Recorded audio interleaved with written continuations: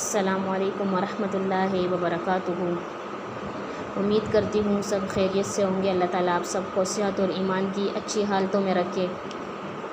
نحمدہ و نصلی علی رسولہ الکریم، اما بعد، فاعوذ باللہ من الشیطان الرجیم، بسم اللہ الرحمن الرحیم۔ ربی اشرح لی صدری ویسر لی امری واحلل عقدۃ من لسانی یفقہوا قولی۔ پچھلا تذکرہ جو پڑھا تھا بنی اسرائیل کے بارے میں، وہ یہ تھا کہ ان سے کہا گیا تھا کہ آپ اللہ کے لیے سجدہ کرتے ہوئے عاجزی کے ساتھ تم اس شہر میں داخل ہو جاؤ، جو پچھلا ہمارا سبق میں گزر گیا تھا، جس کا واقعہ کہ سجدہ کرتے ہوئے حطہ کا لفظ پڑھتے ہوئے، اور حطہ کا لفظی معنی یعنی اپنے لیے بخشش طلب کرو، بخشش طلب کرتے ہوئے اور عاجزی کے ساتھ داخل ہو جاؤ۔ تو پھر اس کے بعد جو ہے جو ان سے یہ باتیں کہی گئی تھی، تو انہوں نے ان کے برعکس عمل کیے، جس کو اللہ تعالیٰ نے ان آیات میں بیان فرمایا۔ فَبَدَّلَ الَّذِينَ ظَلَمُوا قَوْلًا غَيْرَ الَّذِي قِيلَ لَهُمْ فَأَنزَلْنَا عَلَى الَّذِينَ ظَلَمُوا رِجْزًا مِّنَ السَّمَاءِ بِمَا كَانُوا يَفْسُقُونَ۔ انہوں نے پھر کیا کیا، یعنی اللہ تعالیٰ نے بیان فرمایا ان کے بارے میں کہ پھر ان ظالموں نے اس بات کو جو ان سے کہی گئی تھی بدل ڈالی۔ ہم نے بھی ان ظالموں پر ان کے فسق اور نافرمانی کی وجہ سے آسمانی عذاب نازل کیا۔ وہ کس لیے؟ وہ اس لیے کہ نبی آپ صلی اللہ علیہ وسلم کی حدیث ہے کہ اللہ تعالیٰ نے ان سے کہا کہ سجدہ کرتے ہوئے داخل ہو، لیکن وہ کیا کرتے ہوئے داخل ہوئے، یعنی سیرینوں کے بل، یعنی بیٹھ کر گھسیٹتے ہوئے وہ جو ہے اس میں گئے، داخل ہوئے، یعنی اللہ کے برعکس انہوں نے جو ہے اس کام کو کیا۔ حالانکہ اللہ نے ان سے کہا تھا کہ بخشش طلب کرتے ہوئے اور عاجزی کے ساتھ تم اس شہر میں داخل ہو جاؤ، اور جو ہے وہ اپنی زندگی بسر کرو سکون و آرام کے ساتھ، جہاں ان کو من و سلوہ بھی ملتا تھا، اور جو ہے اور قسم کی بھی سہولیات جو ان کو اللہ تعالیٰ نے مہیا کی ہوئی تھی، لیکن انہوں نے اس کے برعکس اعمال کیے، اور اس کے بعد پھر انہوں نے جو ان سے بات کہی گئی تھی اس کے برعکس عمل کیا۔ یعنی کیسے؟ یعنی اللہ نے کہا کہ تم جھکتے ہوئے عاجزی کرتے ہوئے داخل ہو جاؤ، لیکن وہ سیرینوں کے بل داخل ہوئے، اور جو ہے انہوں نے اللہ تعالیٰ کی جو اللہ کا جو حکم تھا اس کو بجا لانے کے بجائے انہوں نے اپنی جو سرکشی اور جو اپنی کوتاہیاں تھی ان کو آگے جو ہے ان کے ذریعے سے انہوں نے اس اعمال کو کیا جو ان کی سرکشیاں تھی، تو وہ سیرینوں کے بل داخل ہوئے، تو اللہ تعالیٰ نے بھی ان کے اوپر آسمانی عذاب نازل فرمایا۔ تو یہاں پر آسمانی عذاب سے مراد کیا ہے؟ سخت طاعون کی بیماری۔ طاعون پچھلے زمانوں میں جو طاعون کی بیماری ہوتی تھی، تو وہ بہت مطلب ایسی بیماری ہوتی تھی کہ وہ ایک سے دوسروں کو لگتی تھی۔ تو اگر ہم دیکھیں اور اعمال سب کے دیکھے جائے تو معاشرے میں برائیاں، بے حیائیاں، گناہ، کفر، مطلب ہر وہ چیز جو کفار میں موجود ہے وہ مسلمانوں میں پائی جاتی ہے۔ تو وہ کیا ہے کہ طاعون کی جو بیماری تھی وہ ان پر نازل ہوئی، اللہ تعالیٰ نے ان پر غضب کیا۔ تو حدیث میں آتا ہے کہ کہیں پر اگر طاعون کی بیماری، آپ کو پتہ ہے کہ کسی شہر میں طاعون کی بیماری ہے، آپ صلی اللہ علیہ وسلم کی حدیث تھی کہ کہیں ایسی بیماری لاحق ہے جو طاعون کی یا اس کے علاوہ کوئی بیماری ہے، تو آپ وہاں داخل مت ہو، آپ وہاں نہیں جاؤ دیکھنے کے لیے، چلو ہم دیکھیں کہ یہ بیماری کیا ہے، یعنی وہ بیماری ایک سے دوسرے کو لگ سکتی ہے۔ اسی طرح جو ہے طاعون کی بیماری کے بعد جو ہے پھر اگر کسی شہر پر یا کہیں پر طاعون کی بیماری ہے تو وہاں سے منع کیا گیا کہ آپ نے وہاں نہیں جانا۔ اور اگر جو ہے کہیں پر کسی پر ہے اور وہ خود ایک شہر میں موجود ہے اور اسی شہر میں ہے، تو اس نے وہاں سے نکلنا بھی نہیں ہے۔ یہ حکم ہے، یہ ایک اصل بات ہے جو جس پر جو ہے ایک بندہ کہے کہ بھئی یہاں پر طاعون کی بیماری ہے، یا جو ہے اگر دیکھا جائے تو کرونا کی جو بیماری آج کل چل رہی ہے، اور اللہ تعالیٰ ہم مسلمانوں کو سب کو اس سے محفوظ فرمائے، اللہ تعالیٰ جو ہے سب کو جو ہے صحت والی زندگی عطا فرمائے، اور مختلف قسم کی جو بیماریاں سب میں ہیں، اور ایسے لوگ جو بیمار ہیں اور پریشانیوں میں مبتلا ہے، اللہ سب کی مشکلات کو آسان فرمائے۔ تو یہ ایک طاعون کی بیماری تھی، اور اگر دیکھا جائے تو یہ طاعون کی بیماری اس وقت اگر دیکھیں تو وہ کیا ہے؟ کرونا، جو ایک سے دوسرے کو فوراً لگ جاتی ہے۔ تو اللہ تعالیٰ ہم مسلمانوں کو محفوظ فرمائے۔ تو اس وقت یہ طاعون کی بیماری ہوا کرتی تھی، تو جو ہے اس کے بارے میں اللہ آپ صلی اللہ علیہ وسلم کا یہ حکم تھا کہ اگر آپ کے شہر میں ہے تو آپ نے اس شہر کو چھوڑ کے نہیں جانا ہے، یا کسی اور شہر میں آپ نے وہاں نہیں جانا ہے، اور یہ تاکیداً فرمایا گیا ہے کہ ایسا آپ نے نہیں کرنا۔ تو اللہ تعالیٰ نے ان پر طاعون کی بیماری جو تھی وہ ان پر نازل فرمائی، جو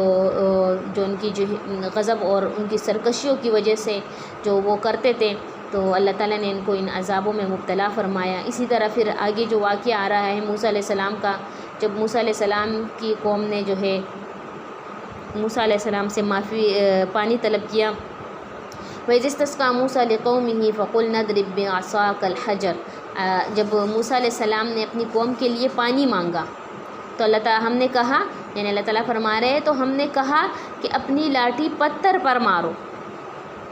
فَانْفَجَرَتْ مِنْهُ اثْنَتَا عَشَرَةَ عَيْنًا، تو کیا ہوا جب موسیٰ علیہ السلام نے وہ لاٹھی پتھر پر ماری تو کیا ہوا، اس میں سے پھوٹ نکل پڑے اس میں سے 12 چشمے، اور اس کے بعد پھر کیا وقد علم كل اناس مشربهم كلوا واشربوا من رزق الله ولا تعصوا في الارض مفسدين۔ پھر اللہ تعالیٰ نے یہ بھی فرمایا کہ تم لوگ کو میں نے اتنی سہولتیں دی، تم لوگ کو اتنی آسائشیں دی، اس کے بعد جو ہے تم اللہ تعالیٰ کی نافرمانی نہ کرو۔ یعنی ہر وہ گروہ جس کے بارے میں مطلب موسیٰ علیہ السلام نے جب اس پتھر پر لاٹھی ماری تو 12 چشمے اس میں سے نکلے، اور اس کے بعد کل اناسم، اور ہر گروہ نے مشربہم، پہچان لیا اپنی پینے کی جگہ کو۔ پھر اللہ تعالیٰ نے کہا کھلو کھاؤ وشربو پیو من رزق اللہ، اللہ کے رزق میں سے، ولا تعصوا فی الارض، اور تم جو ہے زمین میں فساد نہ کرتے پھرو، یعنی اللہ کا رزق کھاؤ پیو بفراغت، یعنی جو بھی انہوں نے مانگا اللہ تعالیٰ نے ان کو عطا کیا، جو بھی انہوں نے موسیٰ علیہ السلام سے مطالبہ کیا اللہ تعالیٰ نے ان کو دیا، لیکن انہوں نے پھر بھی ان میں سرکشی کی، نافرمانی کی، اور جو ہے اپنے شرک اور عناد کی وجہ سے، اپنی ضد کی وجہ سے انہوں نے اللہ تعالیٰ کے جو احکام تھے ان سے انکار کیا۔ تو ان احکام کے انکار کی وجہ سے، اللہ تعالیٰ کی آیات کو انکار کی وجہ سے اللہ نے بھی ان کو گھیر لیا، اور مختلف عذابات ان پر آئے۔ پھر طاعون کی بیماری، اس کے علاوہ پچھلا جو عذاب گزرا ان پر کہ انہوں نے ایک دوسرے کو قتل کیا، یہ بھی ان کے لیے ایک عذاب تھا، اور دوسرا یہ کہ طاعون کی بیماری ان پر نازل ہوئی۔ تو یہ ان کی سرکشیاں تھی۔ اور اگر ہم دیکھیں اس دور میں ایک انسان جب کوئی گناہ کرتا ہے تو آپ صلی اللہ علیہ وسلم نے اپنی امت کے لیے دعا مانگی تھی کہ میری امت پر اس قسم کے کبھی کوئی عذاب نہ آئے۔ تو جو ہے تو یہ تھا کہ لوگوں نے اس کا غلط فائدہ اٹھایا، اور گناہوں میں اگر ایسا ہوتا کہ فوراً ان کو ان کی گناہوں کی سزا مل جاتی۔ کبھی اس دور میں اگر کوئی گناہ کرتا اور ان کو کبھی بندر بنا دیا جاتا، نعوذ باللہ، اللہ تعالیٰ محفوظ رکھیں، یا کوئی اور قسم کا عذاب ان پر آتا، تو یہ اللہ تعالیٰ سے ہمارے نبی محمد صلی اللہ علیہ وسلم نے دعا مانگی تھی کہ میری قوم پر، میری امت پر کبھی ایسا عذاب نہ آئے۔ تو ان قوموں پر مختلف عذابات ان کی سرکشیوں کی وجہ سے آئی۔ اور اگر ہم اپنی زندگی کا جائزہ لیں، اپنے معاشرے کا جائزہ لیں، تو ہر وہ گناہ، ان میں ایک گناہ ہوتا تھا، تو اگر اس معاشرے میں دیکھو تو ان سب قوموں کے گناہ اس معاشرے میں سب میں موجود ہے۔ تو اللہ تعالیٰ سب کی اولادوں کو اور سب کو جو ہے اس چیز سے محفوظ فرمائے، دنیا کی فتنوں سے، دنیا کی جو ہے آزمائش محفوظ فرمائے۔ وَإِذْ قُلْتُمْ يَا مُوسَىٰ لَن نَّصْبِرَ عَلَىٰ طَعَامٍ وَاحِدٍ فَادْعُ لَنَا رَبَّكَ يُخْرِجْ لَنَا مِمَّا تُنبِتُ الْأَرْضُ مِن بَقْلِهَا وَقِثَّائِهَا وَفُومِهَا وَعَدَسِهَا وَبَصَلِهَا۔ پھر کیا ہوا، جب ان کو اللہ تعالیٰ نے اس سرزمین پر بھیجا، میدان طی پر، اور جو ہے اللہ نے کہا کہ آپ یہاں پر رہو، کھاؤ پیو، اور اللہ کا جو ہے شکر ادا کرو، تو انہوں نے جب من و سلوا ان کو ملتا تھا، پکا پکایا آیا کرتا تھا، تو انہوں نے اس کا بھی جو ہے اس کی بھی ناشکری کی، اور پھر کیا کہا موسیٰ علیہ السلام سے، وَإِذْ قُلْتُمْ، اور جب تم نے کہا اے موسیٰ علیہ السلام، ہم سے ایک ہی قسم کے کھانے پر ہرگز صبر نہیں ہو سکے گا، اس لیے اپنے رب سے دعا کیجئے کہ وہ ہمیں زمین کی پیداوار، ساگ، ککڑی، گیہوں، مسور اور پیاز عطا کرے۔ یعنی انہوں نے کہا کہ مطلب ہمیں ایسی چیزیں دے جو زمین اگاتی ہے، تو ہم وہ کھانا چاہتے ہیں، ہمیں پکا پکایا جو آسمان سے آ رہا ہے ہم اس کو نہیں کھانا چاہ رہے۔ انہوں نے ناشکری کی۔ پھر اس کے بعد موسیٰ علیہ السلام نے بھی ان سے کہا کہ قَالَ أَتَسْتَبْدِلُونَ الَّذِي هُوَ أَدْنَىٰ بِالَّذِي هُوَ خَيْرٌ، یعنی کہ تم تو وہ چیز بدل ڈالتے ہو، یعنی بہتر چیز کے بدلے ادنا چیز کو کیوں طلب کرتے ہو۔ موسیٰ علیہ السلام نے ان سے کہا کہ بہتر چیز کے بدلے تم ادنا چیز کو کیوں طلب کرتے ہو۔ پھر اس کے بعد جب انہوں نے کہا کہ بس ہم نہیں، ہم اس طرح قسم کے کھانے مانگ رہے ہیں، تو اللہ نے پھر کیا کہا ان سے، اہبطوا مصرا فإن لكم ما سألتم وضربت عليهم الذلة والمسكنة وباعوا بغضب من اللہ۔ پھر اللہ تعالیٰ نے کیا کہا ان سے کہ چلو ٹھیک ہے، اچھا، یعنی یہاں مصر سے مراد جو اس میں آیت میں آ رہے ہیں، مصر سے مراد لفظی معنی اس کا ہے شہر، یعنی اللہ نے کہا کہ تم کیا ہے، اچھا شہر میں جاؤ، وہاں تمہاری چاہت کی یہ سب چیزیں ملیں گی، یعنی جو تم چاہتے ہو یہ سب چیزیں تمہیں شہر میں ملیں گی۔ اور کیا ہوگا، اللہ کی طرف سے تم لوگ کو یہ تمام چیزیں شہر میں ملے گی۔ تو پھر جب انہوں نے اس چیز کا مطالبہ کیا، انہوں نے کہا کہ ہمیں یہ چیزیں چاہیے، تو اللہ نے بھی ان سے کہہ دیا کہ تم جاؤ، تمہیں وہ سب چیزیں جو ہے شہر میں ملے گی اور تم وہاں سے کھاؤ پیو۔ تو پھر کیا ہوا، فَإِنَّ لَكُمْ مَا سَأَلْتُمْ وَضُرِبَتْ عَلَيْهِمُ الذِّلَّةُ وَالْمَسْكَنَةُ وَبَاءُوا بِغَضَبٍ مِّنَ اللَّهِ، تو ان پر ذلت اور مسکینی ڈال دی گئی اور اللہ کا غضب لے کر لوٹے، یہ اس لیے کہ وہ اللہ تعالیٰ کی آیتوں کے ساتھ کفر کرتے تھے اور نبیوں کو ناحق قتل کرتے تھے۔ یہ ان کی نافرمانیوں اور زیادتیوں کا نتیجہ ہے، کس وجہ سے گھیرے گئے۔ اور پھر انہوں نے محنت مشقت جو ہے زمین میں بونا، اس کے بعد پھر اس کی کٹائی کرنا، یہ ان کا سلسلہ شروع ہو گیا، اور پھر وہ محنت کرتے تھے، محنت کے ذریعے سے جو انہوں نے کہا کہ بھئی ہمیں ایسی چیزیں چاہیے، اور وہ بھی جو انہوں نے جن چیزوں کا مطالبہ کیا وہ بھی ان کو پکا پکایا ہی چاہیے تھا۔ مطلب ظاہر سی بات ہے، جب زمین کی پیداوار، ہم ایک چیز کو، ایک دانے کو زمین میں بوتے ہیں، اس کے بعد 6 مہینے کے بعد جو ہے اس کا جو پیداوار ہوتا ہے، کچھ چیزیں جو ہے جلدی ہو جاتی ہے، کچھ جلدی، تو وہ اس قسم کی جو ہے وہ چاہتے تھے کہ ہمیں تیار مل جائے، تو ایسا کیسے ہو سکتا تھا؟ اللہ نے کہا ٹھیک ہے، تم محنت مزدوری کرو، اور جو تم لوگوں نے مطالبہ کیا وہ تمہیں تمہاری مطالبے کی وجہ سے، محنت کی وجہ سے ملے گا۔ تو یہ ان کی ناشکریوں کا نتیجہ تھا، یہ ان کی جو ہے ذلت کو۔ اگر ہم اس دور میں دیکھیں، اللہ نے اکثر لوگوں کو بہت کچھ دیا ہوتا ہے، لیکن پھر بھی وہ ناشکرے ہوتے ہیں۔ ایک بندہ اگر اس کو ایک وقت کا کھانا مل رہا ہے، وہ اس پر بھی شکر ادا کرے، کیونکہ اللہ نے فرمایا نا کہ آپ صلی اللہ علیہ وسلم نے فرمایا کہ تم ایک نوالے پر بھی شکر ادا کرو نا، تم پھر بھی اس چیز کا، اللہ کا وہ حق نہیں ادا کر سکتے ہو جو تمہیں اللہ تعالیٰ نے عطا کیا ہے۔ تو ہمیں اللہ تعالیٰ کے ہر نعمت پر شکر ادا کرنا چاہیے، صبر کرنا چاہیے مصیبتوں پر، اور جو ہے اللہ تعالیٰ کی جو ہے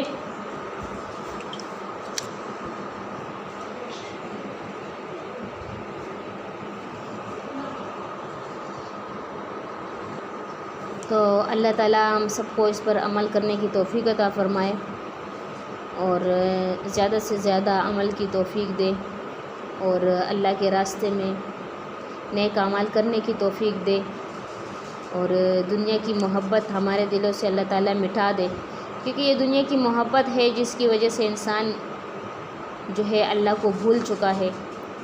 اگر ہم اپنی زندگی میں دن سے لے کر رات تک کا جائزہ لیں تو ہمارا آدھا وقت جو ہوتا ہے دن کا، اور ہمارے دن کا جو آدھے سے زیادہ ٹائم ہوتا ہے، تو وہ ہماری دنیا کی مصروفیات میں، گھر کے کاموں میں، اس کے علاوہ باہر کے کام، اور اس کے علاوہ تو بہت کم لوگ ہوتے ہیں جو اللہ کے لیے ٹائم نکالتے ہیں، اور اللہ تعالیٰ کے دین کو، اللہ تعالیٰ کی عبادت کو سب سے اول رکھتے ہیں، اور باقی کاموں کو بعد میں۔ تو اللہ تعالیٰ میں بھی ان لوگوں میں شامل کر دے کہ اللہ تعالیٰ کے لیے جو ہے ہم عبادت خلوص نیت سے کریں، اور اللہ تعالیٰ کے لیے جو ہے جو بھی ہم عمل کریں وہ ریاکاری کے اعمال میں سے نہ ہو۔ تو ہمیشہ دعا کیا کریں۔ بہت سے لوگ بہت سی نیکیاں کر لیتے ہیں، لیکن اکثر لوگ گہرے کس وجہ سے جاتے ہیں کہ وہ ریاکاری کی وجہ سے کرتے ہیں، کہ ہمارا نام ہو اور ہماری جو ہے کوئی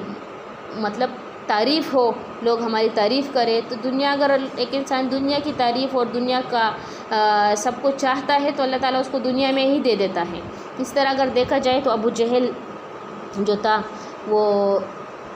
خانہ کعبہ کی جو کنجیاں تھی اس کے پاس تھی، خانہ کعبہ کی صفائی کرنا، حاجیوں کو پانی پلانا، اور اس کے علاوہ مختلف دیگر خدمات جو تھی وہ ابو جہل کیا کرتا تھا، لیکن اپنی شرک اور عناد کی وجہ سے، اللہ تعالیٰ کے ساتھ ضد کی وجہ سے، اپنی سرکشی کی وجہ سے وہ اس کی جو عبادتیں تھیں وہ عبادتیں بھی کیا کرتا تھا، لیکن کیا ہوا کہ اس کے اعمال اس کے کام نہیں آئے،